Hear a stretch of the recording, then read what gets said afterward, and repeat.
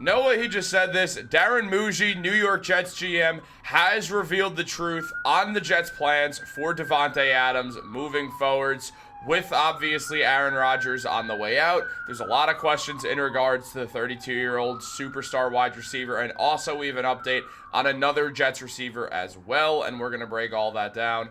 What's up, guys? Welcome back to Jets Digest. It's Chris and Matt here, and we're going to jump right into things as always. And guys, if you're enjoying the content, make sure to subscribe if you're part of that 77%.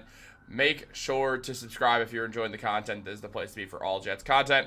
But let's jump into the video as always, because we have a lot to discuss. The New York Jets, their GM and Darren Mougey, he discussed everything in regards to Davante Adams and his future with the New York Jets, as revealed to us by Zach Rosenblatt, who said that now that it's known Rodgers, according to Rosenblatt, now that it's known that Rodgers won't be returning, it's safe to assume that Davante Adams won't be either, especially since getting rid of him will give the Jets significant cap flexibility. They'd clear nearly $30 million in cap space by cutting or trading him.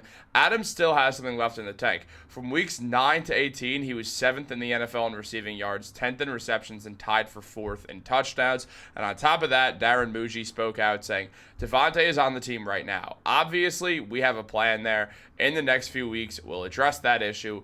All those private discussions I've had with Davante and his representation, I'll keep private for now. So that's a good GM answer of not really giving away all the information on this. On top of that, yeah, I mean, it makes total sense for the Jets to waive Davante Adams. The Jets aren't competing right now. They're not a contending team. Getting rid of Aaron Rodgers is proof of that. So there's no reason to keep Davante Adams around where you could free up $30 million and it'll help the rebuild that the Jets are evidently barreling towards, or really just in at this point. What confuses me is why we don't have an answer on Davante Adams yet. He said, well, first of all, he called it an issue, which is interesting in its own right because, you know, usually when you have a really good player on your team, it's not classified as an issue. It's classified as, you know, if anything, a good problem to have. But, you know, we'll go past that. This answer feels like something we should have had earlier. Aaron Rodgers, of course, we got that answer pretty quickly after Aaron Glenn said they weren't going to waste anyone's time, giving us an Aaron Rodgers verdict. Now, Davante Adams is the next question. He's due over $36 million non-guaranteed this season, so there is a 0% chance he's playing for anyone on that contract. He's either going to get a reworked with the Jets or more likely cut. Very strange that he hasn't been cut yet, or at least we haven't heard that their plans are to cut him yet, seeing how his buddy Aaron Rodgers isn't going to be on the team next year. We know Davante Adams likes playing with quarterbacks that he already has a rapport with. That's why he wanted to play on the Raiders with Derek Carr. That's why he wanted to come to the Jets with Aaron Rodgers.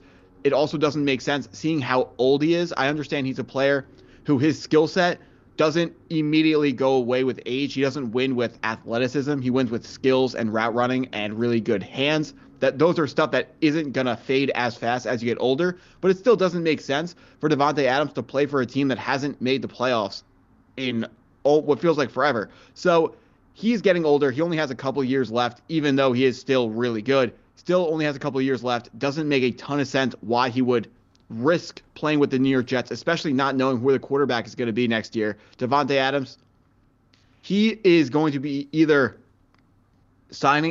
going to be restructuring his contract with the Jets or getting cut straight out. So if he refuses to agree to a restructure with the team, he can basically force his way out the door and force his way into free agency should he decide to do that. I can't imagine any scenario why he wouldn't want to do that. If I'm Davante Adams, I have no allegiance to the Jets. I played there for less than a single season, and they don't know who their quarterback is. So if I'm a star wide receiver, why would I want to stay with that team? Obviously, if I'm Davante Adams, I'm saying, please cut me. I'm going to go my merry way in free agency, and we'll work things out over the summer.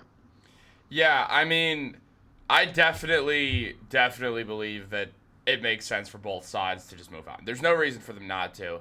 As you said, it's just with the situation, with the fact that who knows who the Jets quarterback is going to be next season, there's no reason for Davante Adams to spend one of the last years of the prime of his career on a team that's not really going to win much. I mean, yeah, maybe the Jets draft some quarterback and they make some super surprising run where they play a lot better than anyone expected. More likely than not, that doesn't happen. They're picking 7th. There's not a lot of elite quarterbacks in this draft. There's none, in fact. And on top of that, you're also what you're doing is you're just putting yourself in a weird situation if you're going to do anything other than keep Davante Adams. You're just going to have way less money. Obviously, it would have to be some sort of reworked contract, but then it just goes back to it makes no sense for Davante Adams to even do that. Davante is just, the Jets experiment was worth a shot. It didn't work out, and now with Rodgers gone, there's just zero purpose to keep him.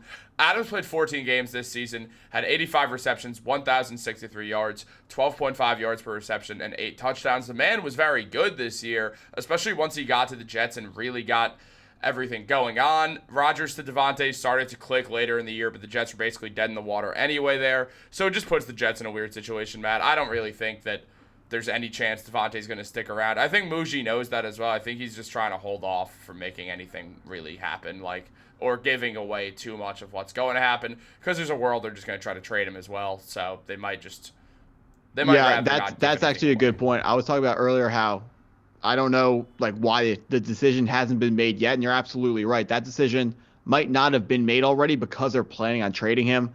If the Jets trade him, the Davante Adams would first.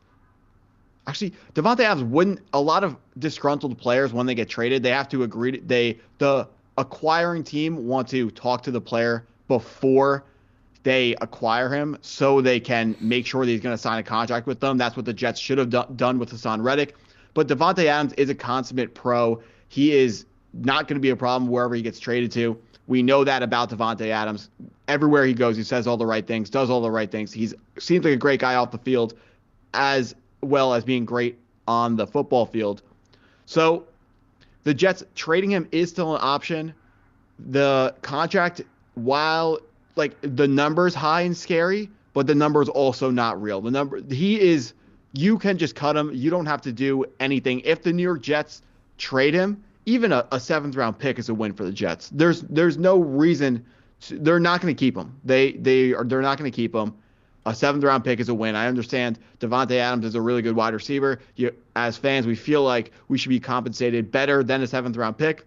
But as useless as a 7th round pick seems like pretty much is, it is still more useful to the team than Davante Adams would be, because a 7th round pick is something that you can throw into a trade that can make a trade happen that otherwise may not happen. Or it's, the dart throw of dart throws, and maybe you can find the next Brock Purdy with that pick. Maybe you can find the next 7th round standout guy. Maybe you can find a nice little Bryce Huff with that pick like that. So 7th round pick is definitely something I'm interested in taking over Davante Adams for the Jets long term. Yeah, I mean, you might as well do the dart throw instead, because Adams is just too much money, and on top of that, there's no need for it. Adams deserves to play for a contender. Go throw him on some contending team. Whatever team that is, I'm not exactly sure. But Matt, there's also another Jets wide receiver who we have a news update on as well. As Zach Rosenblatt said, wide receiver Allen Lazard is expected to be released. Obviously, we've talked about this a little bit in the past. Lazard, the signing, as you've mentioned before, made sense at the time, and with Aaron Rodgers, it worked for a bit. He looked really good in his first season with the Jets, second season with the Jets, excuse me. Looked terrible his first season with the Jets. 12 games this year, 37 receptions, 530 yards, 14.3 yards per reception, 6 touchdowns. Had a really hot start to this NFL season. But obviously, with the Jets again, they're a tanking team. They are getting rid of 2 wide receivers, though, which makes you think they could very well be targeting one in the draft on top of free agency. Is there any names you want to see them go after, either in the draft or free agency? So free agency, no, because they're going to be extremely expensive in free agency. And the number 1 wideout supposed to be in free agency isn't going to be there in T. Higgins. Not like the Jets were ever in that conversation to begin with. But draft-wise, obviously, the 7th overall pick is prime Tedero McMillan landing spot. The word we're getting out of not his camp, but the buzz around him is that he may drop out of the top 10. So you could even trade down and still acquire that potentially elite wide receiver in Ted McMillan. I think there are very talented wide receivers in Emeka Egbuka and Luther Burden later in the first round. So those guys are available. It is kind of concerning getting rid of 2 wide receivers and looking at our wide receiver room, which is Garrett Wilson, and might as well be me and you after him, because it is Garrett Wilson, Malachi Corley, maybe Xavier Gibson. Xavier Gibson isn't a someone that you can rely on as a wide receiver too, or anything more than a gadget guy, a punt returner. He's not going to be a guy who's going to be winning you games consistently. Garrett Wilson needs help in that wide receiver room. So we do, whether it's, it's probably not going to be day 1 of the draft, but day 2, day 3, we definitely need to go out and get Garrett Wilson some help in that wide receiver room because he can't do it all by himself, especially with whoever the quarterback's going to be. It's most likely going to be worse than Aaron Rodgers. So he is going to need help taking the pressure off of himself, taking the attention of the defense off of Garrett Wilson so he can get more open, get more yards, more touchdowns, and more wins for the New York Jets. Matt, this video was sponsored by you because that was a good answer. Thank you, guys. Sir. Make sure to subscribe to Jets Digest for Matt's sake. In all honesty, Matt now has to go lock himself in a closet and go on a darkness retreat. So we'll catch you guys in the next video. Like this video, subscribe, turn on post notifications. Have a great day, and go Jets.